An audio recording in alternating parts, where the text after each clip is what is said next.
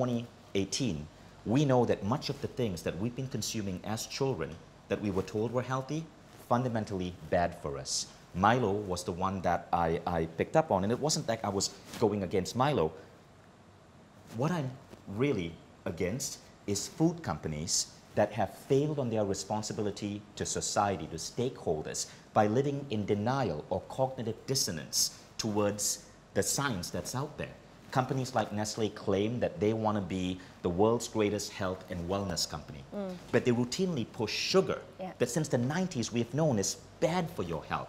And worse, they create advertising for products like Milo that blatantly say that 4 out of 5 kids have suffered from energy gaps. And you heal these energy gaps by giving them a substance that in its powdered form is 40% sugar. That's not true. The scientists at Nestle probably know that. Scientists around the world know that. But Nestle continues perpetrating this lie because it's how they make money. So then, if we're talking about empowering people with the knowledge, so now they're more educated, so they can make better choices. It doesn't matter to a certain degree if, let's say, Nestle didn't take action, but the consumers are smarter and they're not going to buy that product. And they may actually force the change inevitably. And actually that did happen. Nestle just downgraded themselves from 4.5 stars to 1.5 stars in Australia and New Zealand within 3 weeks of the video being released. Now I'm waiting for that to happen in Malaysia. You see, it's not just that Malaysians are not educated. It's that they are not educated, and food companies take advantage of this by using really powerful psychological marketing tactics to continue getting Malaysians to eat things wrong. Spreading awareness, creating that knowledge stream for them is very important. I think, you know, all of us kind of combine forces to get that education out there, which I think, you know, the videos did do some level of awareness already. Obviously, there was controversy surrounding it, which we'll also talk about, but that's also because of the lack of awareness that created the controversy. And honestly, they come in defense. The controversy was dumb. People were upset because I used to look like bullshit. I mean, come on, how old are you? Was that the controversy? It was around words like that? It was this guy, he's not a real Malaysian. He doesn't have a Malaysian accent. Right, it was just dumbness. But it was also because they were coming in defense of the products, because they lack that awareness of not knowing all this. So I think that's the first step. But there's other products out there that they also need to be aware of, because in a typical Malaysian household, what do people cook with? Let's say soya sauce and all of that. People don't think there's anything wrong with soy sauce, but most of the product that they're buying is filled with sugar and preservatives. And this is your daily meal for your family. So it's not just those products that you need to be wary of. So, Well, that's now scientific fact. If you look at the grocery stores in America, 74% of products sold in grocery stores in America, according to the book Food by Dr. Mark Hyman, are filled with sugar.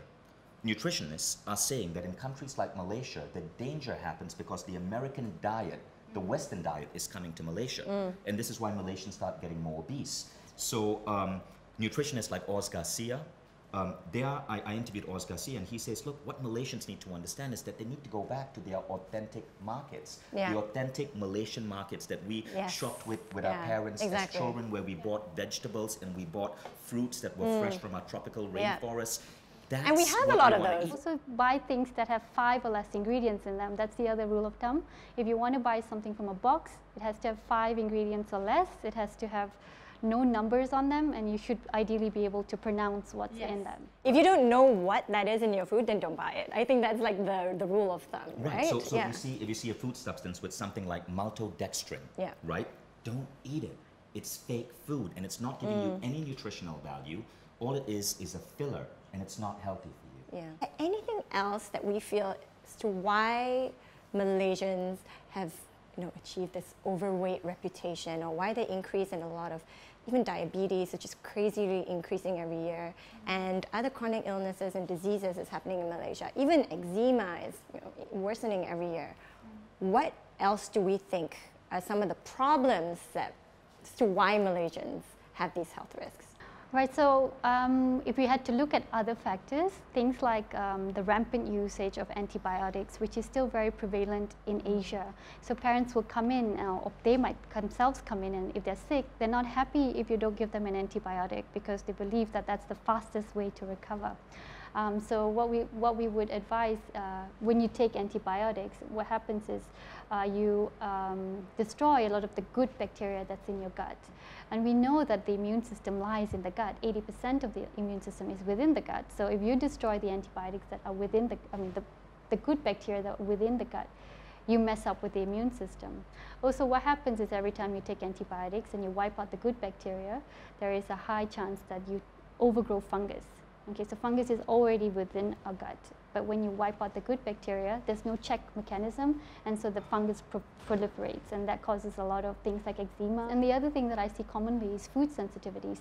So not full-blown food allergies. For example, I'm not talking peanut allergy where you swell up right after eating. I'm talking about things that you eat today that don't show that you're reacting to them until 3 days later. So you might feel fatigued, you might have a brain fog, or you might have a bit of bloating that you never realized was linked to the pasta that you had 3 days ago or the pizza. But when you do a food allergy test and you see that, oh wow, this is all the foods that you're reacting to, then this can explain some of the symptoms of being unhealthy and overweight as well. I think what's very important for a lot of the viewers is what's next?